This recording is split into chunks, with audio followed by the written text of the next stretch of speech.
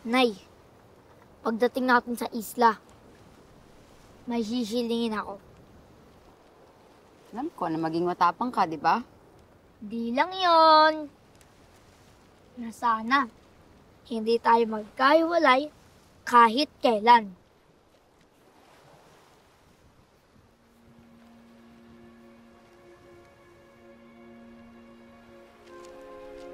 Anak, pasensya ka na, hindi na kita masasamahan doon.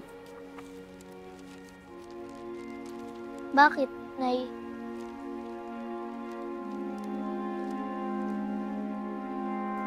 Isipin mo lang na mauuna ako doon.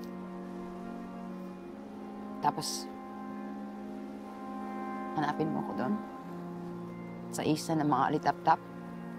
Ayoko sasama ko sa'yo, Nay. Hindi pwede. Di ba nga tatapusin mo pa nga yan? Ayoko na nito. Anak.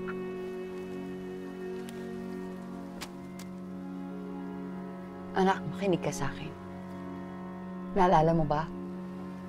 Dito sa kwento, kung paano naging matapang yung alitap-tap?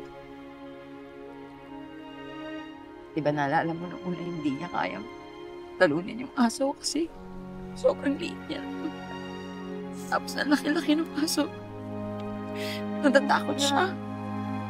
Pero, di ba meron siyang naalala? Ano naalala niya, Nay? Naalala niya na mahal niya yung paru-paro. Kaya naging matapang siya.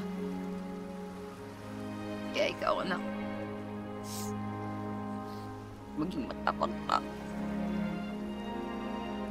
Nay. Kapag nasa dilim ka, hanapin mo lang yung mga alitap-tap. Makikita mo si nanay doon, ha? I-promise mo yan sa akin, ha? Nay. Please, ano? Promise, Nay. Promise? Amin.